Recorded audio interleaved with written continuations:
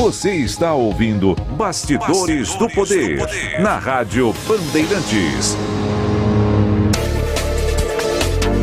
Olá, pessoal, nós estamos de volta com Bastidores do Poder e a gente recebe agora o vereador Paulo Búfalo, do PSOL.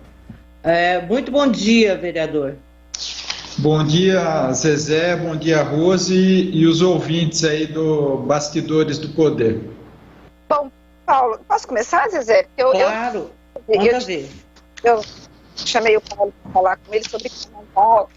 Eu tinha chamado ele para nos dar entrevista na terça-feira, só que aí depois ele não tinha agenda e tal, e a prefeitura acabou cancelando. Paulo, como que você viu o cancelamento oficial do carnaval aqui em Campinas, já que vocês tiveram, inclusive, uma reunião na terça-feira com a Secretaria de Cultura e você fazia parte dessa reunião? Rose, eu queria agradecer o convite. Fazia tempo que eu não falava aqui na Rádio Bandeirantes, né? Na terça-feira não teve como, porque é um dia que eu tenho aulas à noite, então eu acabo dedicando algum tempo a isso.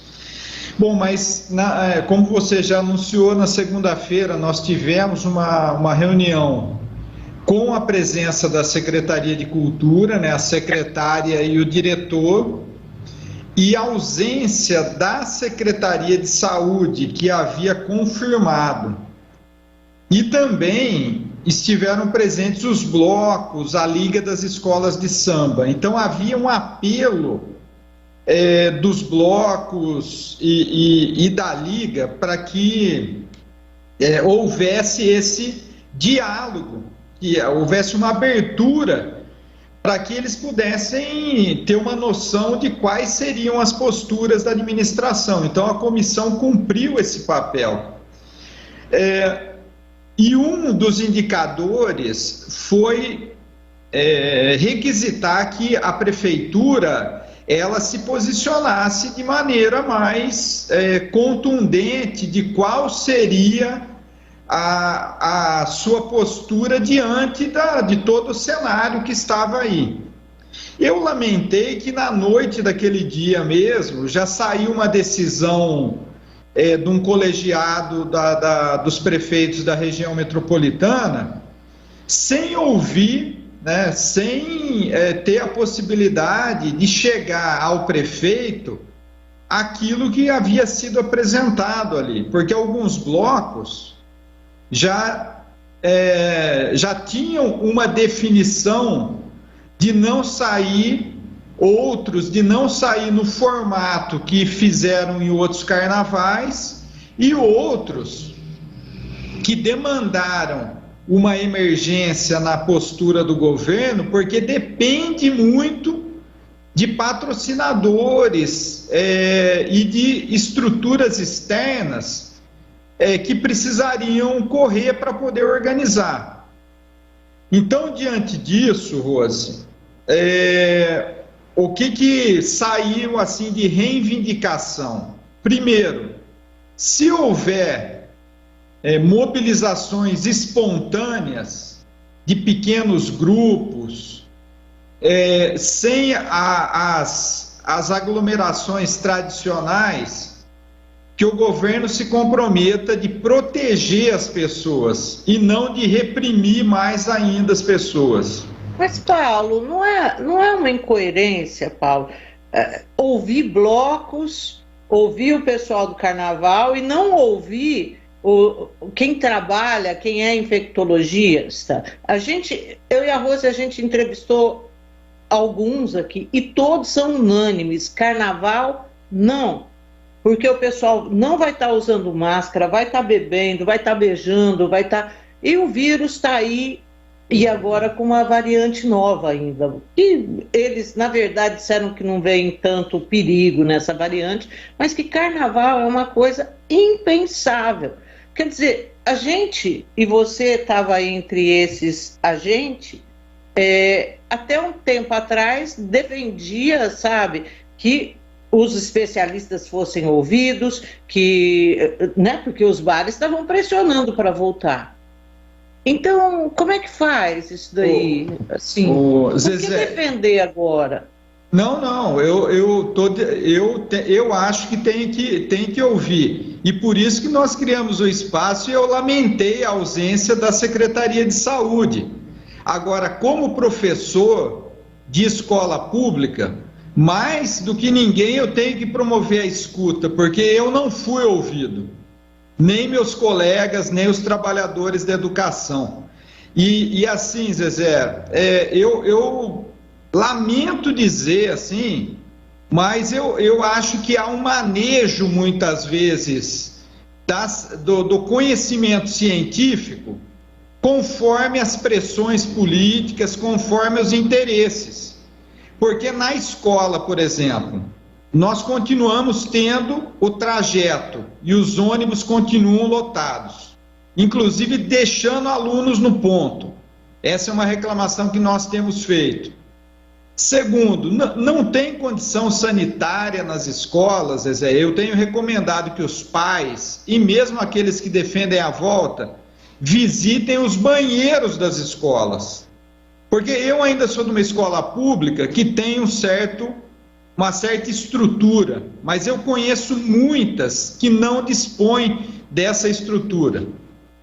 A outra questão ainda das escolas é que não tem testagem.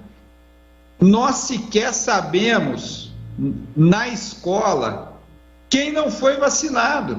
Eu sei que tem colegas meus não vacinados nas escolas, mas eu sei como? Por conta das posturas que eu observei. Sei que tem alunos meus que não foram vacinados e podiam ter sido vacinados porque os familiares não foram convencidos ainda que a vacina é o que vai proteger a vida e vai evitar novas variantes e circular o vírus. Então, Zezé, eu quero ouvir as pessoas. Acho que o poder público também deveria ouvir os blocos, porque os blocos eles propuseram, Zezé, por exemplo, que pensassem um carnaval como algumas experiências do ano passado, que as pessoas elas apareceram nas lives e chamaram o povo a fazer doação de alimentos.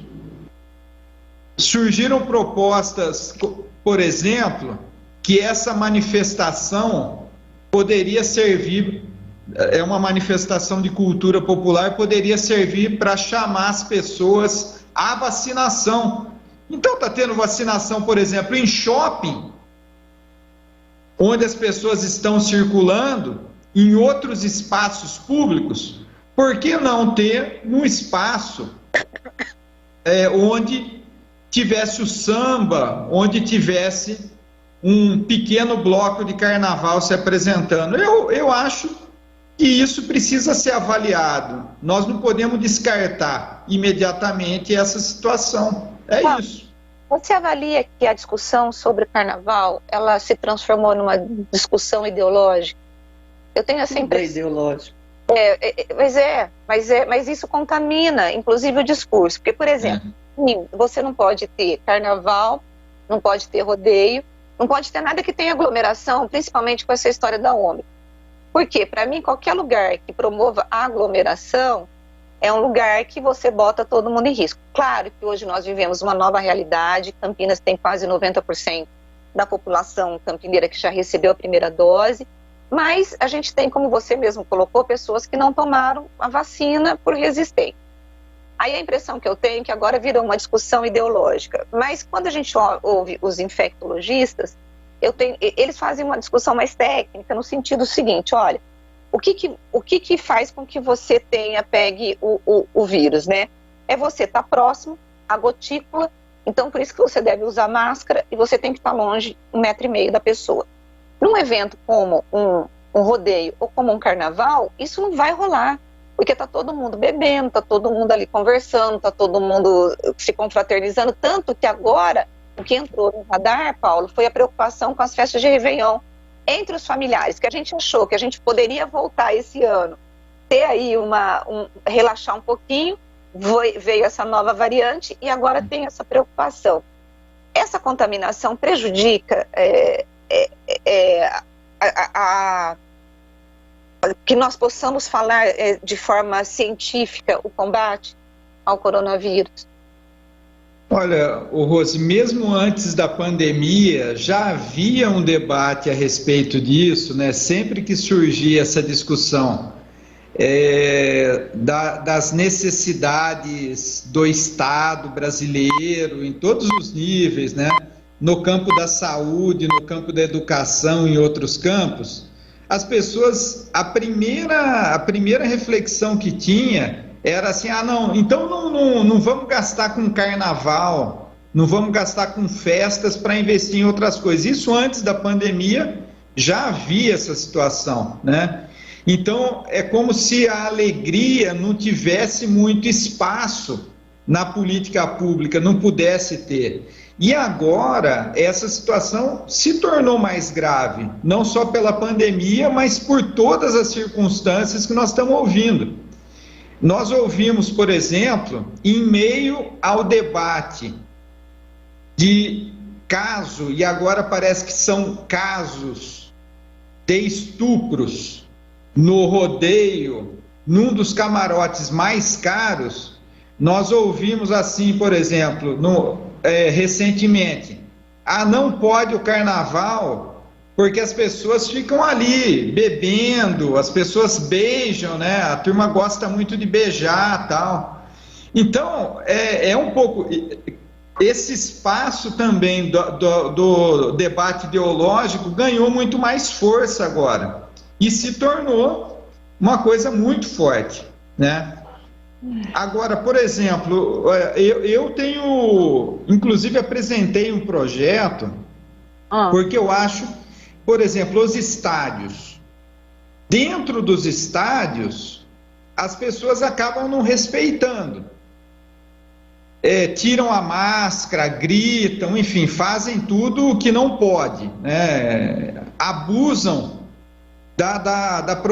e não se protegem. Mas na porta do estádio tem sido exigido o certificado de vacinação. Eu acho que é uma saída. Nós precisamos avançar nisso. E não é avançar só em ter ou não certificado. Embora eu sou autor de um projeto que acho que em alguns espaços nós precisamos exigir isso. Mas é também conscientizar as pessoas, fazer uma discussão mais séria em relação a isso. Porque essa é a saída da gente conseguir sair desse drama de novas variantes, todo mundo tem dito isso. Então acho que esse debate do carnaval pode ser muito interessante para a gente trazer essa discussão à tona. Eu acho que é o seguinte, carnaval, Réveillon, agora não, sabe? E definitivamente, eu acho que o poder público ele teve que ser tão taxativo em março desse ano e continua tendo de ser taxativo. Eu acho isso. Alguém tem que ditar as regras e eu acho que tem que ser a saúde. Em relação à educação, à volta às aulas, né? Todos que nós entrevistamos aqui foram unânimes em dizer que a escola é um ambiente diferente em função do uso de máscara, que isso faz toda a diferença, tanto que muito provavelmente o Estado de São Paulo deve adiar essa decisão de retirar a máscara ao ar livre, né?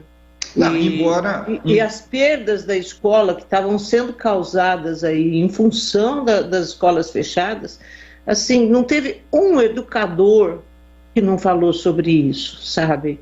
Assim, que era terrível. Agora você encontrou um, Zezé, porque nós não foi 3 meses que vai recuperar isso. Todo mundo teve perda, né? E as escolas também. Agora, conhecimento, a construção do conhecimento, ela segue, né? Nós temos que valorizar isso em outras dimensões. E eu olho, por exemplo, a experiência da França. A França colocou o ensino fundamental e médio em quarentena novamente. está em quarentena, teve que parar. Porque ninguém se vacina na droga da França. A França não é exemplo no combate a essa pandemia, porque o francês está se mostrando um grande ignorante. Resistente à vacina e a variante avançando em crianças e adolescentes, enfim, né, a contaminação. Mas eles podem não ser exemplo na vacinação, ele tem demonstrado isso. Mas nas medidas de proteção, inclusive as máscaras, tal, mas é um debate que vai seguir, né? Eu fiquei feliz de voltar também a reencontrar meus alunos, percebi meu filho é aluno da escola onde eu sou professor, percebi a felicidade dele em reencontrar os amigos, inclusive assim como eu. Mas nós vivemos com essa realidade ainda, né? Agora, Paulo, está tendo uma evasão, porque o que estava se discutindo, nós entrevistamos o diretor da Secretaria de Educação, e ele falou que há uma percepção de evasão dos alunos. Ainda não está comprovado, eles estão fazendo esse levantamento. Você percebeu que há uma evasão? Não, eu percebi, Rose, porque nós fomos perdendo alunos durante a pandemia, quando a aula estava remota, porque não tinha internet, não tinha equipamento que sustentasse. Então tinha muita dificuldade, os ambientes dos nossos alunos, e mesmo o nosso. Eu estou aqui falando, por exemplo, de um espaço que a gente tem aqui, o espaço Roseli Bianco. Inúmeras vezes eu tive que sair da minha casa, correndo, ficar 15 minutos daqui, mas correndo, para poder aplicar minhas aulas, porque a internet não sustentava lá em casa. Uhum. Então, e aí dramas dos alunos, muitos que tiveram problema do vírus dentro de casa, perderam entes, enfim. E eu diria, Zezé, que essa questão, Zezé e Rose, que essa questão da evasão, nós ficamos muito atentos, porque nós do Centro Paula Souza, quando tem evasão, eles fecham cursos. Ontem, por exemplo, que foi aprovado na Assembleia Legislativa o bônus Fundeb para a rede de educação do Estado de São Paulo, nós do Centro Paula Souza ficamos de fora. Uma das alegações foi que nós temos um bônus, mas o nosso bônus cai quando nós temos evasão, então nós estamos meio desesperados com isso. Mas temos que sobreviver, a gente está tomando algumas iniciativas para poder procurar os nossos antigos alunos e alunas, aqueles que pararam, e tentando dar uma injeção de ânimo neles, né? Uma vacina de ânimo, né? Para poder voltarem, enfim, nos próximos períodos letivos aí. Mas a evasão está grande. Paulo, a gente ontem começou a tramitar um projeto na Câmara da história do aumento do teto do prefeito de Campinas de 23.400 para 27.300, eu acho. Como que você está vendo? Eu conversei ontem com os servidores, eles me mandaram dizendo que é um absurdo, que esse servidor está sem reajuste há muito tempo, e esse teto vai aí beneficiar cerca de 150 servidores para do efeito cascata. Eu conversei com alguns desses servidores que estão com o salário congelado no teto.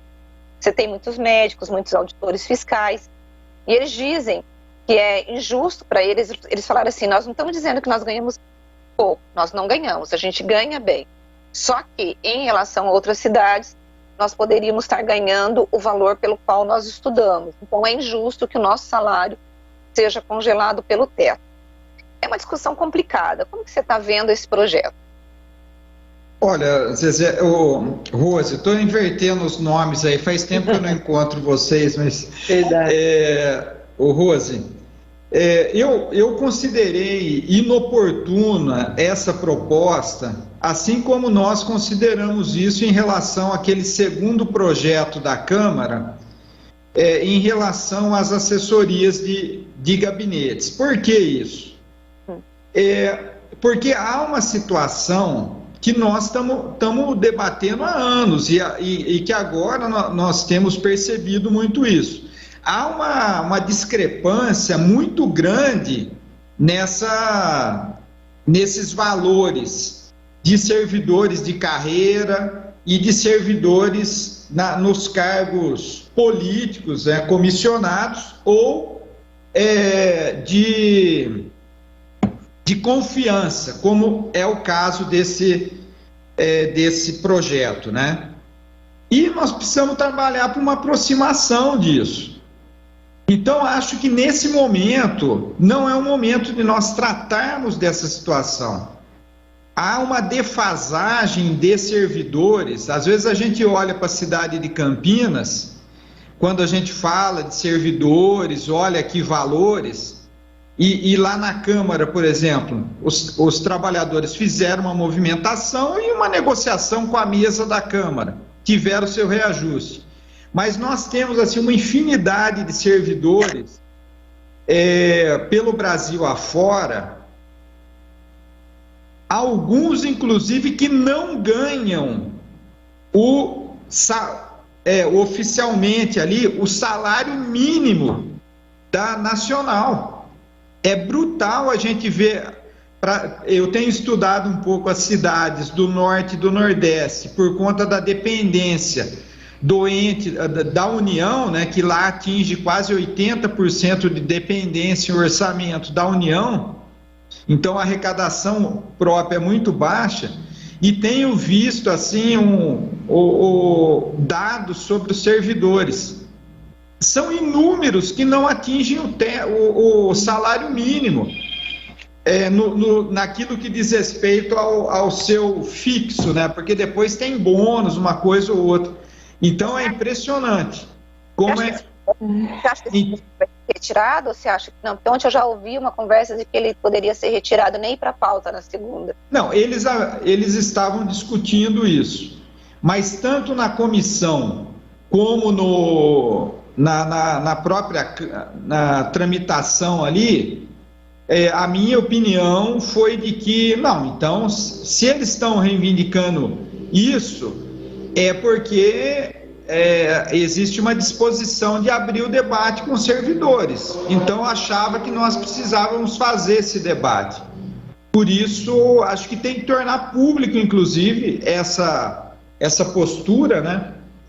Então, eu não assinei e quero fazer o debate. Acho que se eles querem, a base do governo é muito maior, né? Se eles não querem fazer o debate, eles retirem.